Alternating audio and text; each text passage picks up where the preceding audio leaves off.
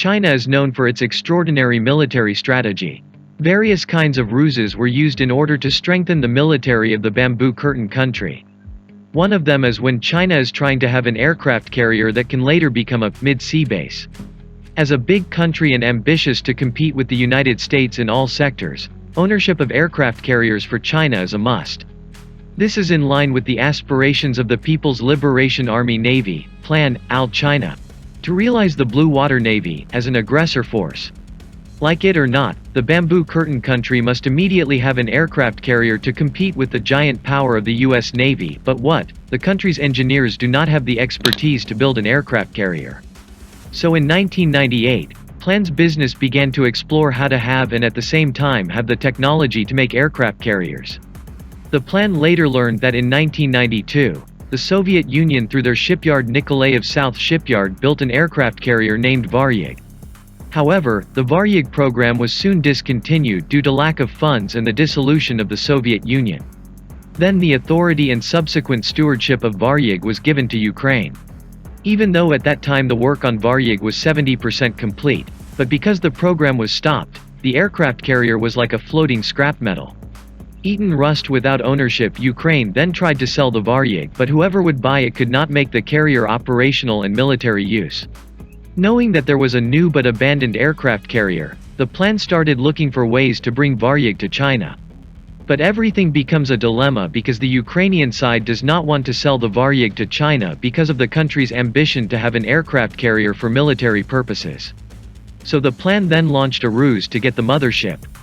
A former Plan soldier named Xu Zhenping, who became a successful Hong Kong businessman, was appointed to outsmart top Ukrainian military officials into selling Varyag to him instead of the Chinese government. Xu then created a fictitious Macau-based company called Agencia Turística y Diversos Chonglot.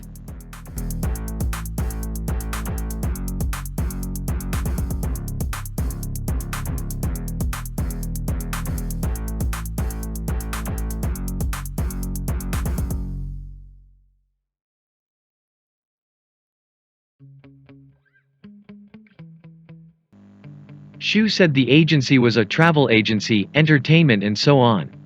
Xu lied to top Ukrainian military officials that he wanted to turn Varyag into the world's largest gambling floating casino.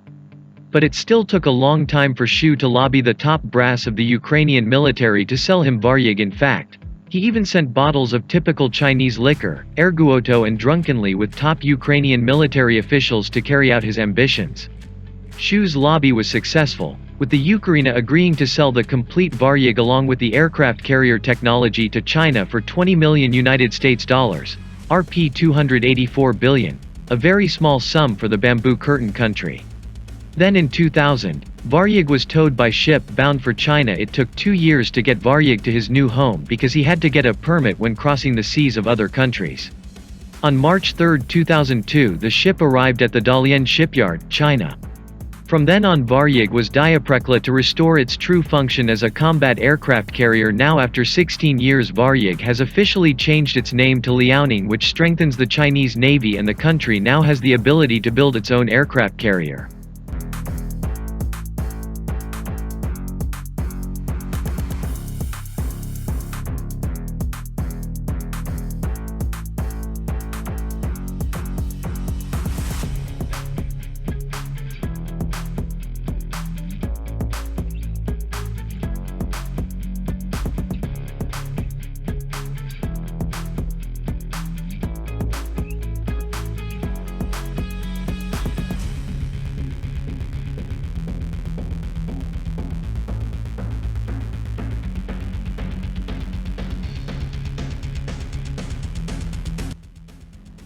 Reported from various sources, there are several facts about Liaoning.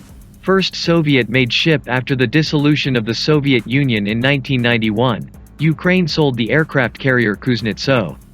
It should be noted that at that time, the construction process for the Kuznetsov ship, which began in 1985, had not yet been completed. So China needs to be rebuilt. Before being used by China, it was refurbished from a Ukrainian fighter carrier in the 1980s. Both shipbuilding takes 13 years. China took 13 years to complete the construction of the ship in 2011. 1 year later, or in 2012, The Liaoning was officially commissioned in the People's Liberation Navy of China, citing the Global Times. Third, originally not a combat ship, the Liaoning was not originally intended for combatant ships. Initially, the Liaoning was assigned to be a ship for tests and training. The Chinese government finally decided to make the Liaoning a combatant ship after various modifications and intensive training.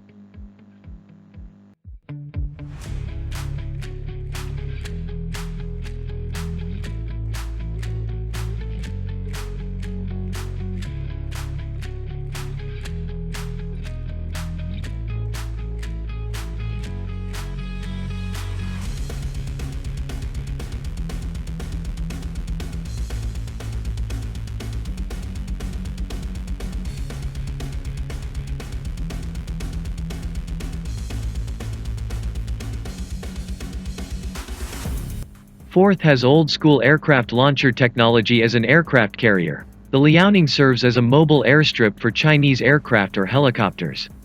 The Liaoning is known to use a ski jump path, slightly upward, at the end of the flight deck to launch aircraft.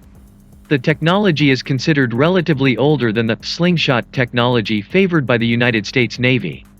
The aircraft launched with catapult technology is claimed to be able to fly faster with a greater amount of fuel and ammunition. While the ski jump model on Chinese carriers makes the planes rely on their own power when taking off.